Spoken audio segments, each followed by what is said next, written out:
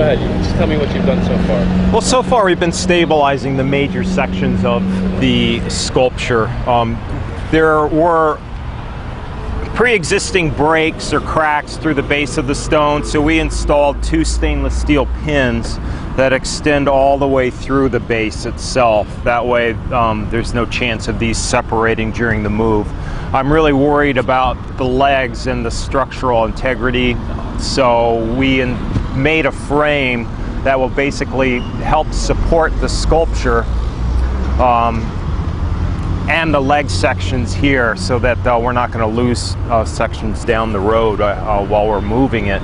And then we pinned the flaking or sheeting stone with stainless steel to try and keep these major sections together as well. And then finally we're injecting B72, it's a different adhesive, into these smaller cracks to help stabilize it for the move. So there's been a lot of work that's actually happened already. It's not very obvious except for you're looking than I am. The areas where we've painted the resist for the epoxy. But when we're finished, we hope to maintain this real aged appearance. So it'll still have cracks, it'll still look very much like brownstone.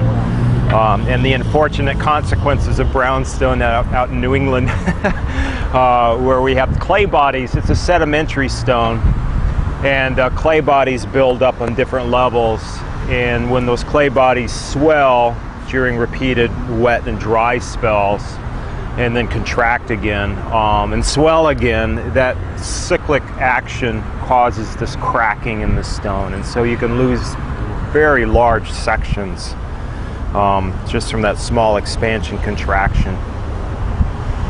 So hopefully he will remain in one section. We're going to wrap some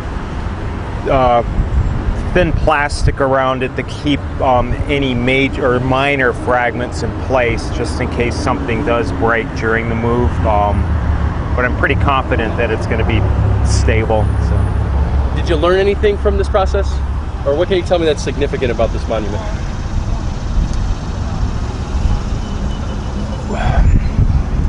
Well, structurally, it's one of the more challenging sculptures I've worked on, because we have such major sections delaminating or coming apart, as well as past awful treatments.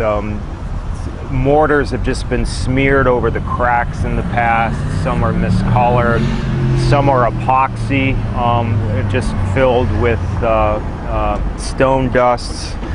We have this sort of miscolored patch down here, which makes me very worried about the structural quality of the stone in this section. And so initially it's very confusing trying to understand the overall dynamics of the sculpture.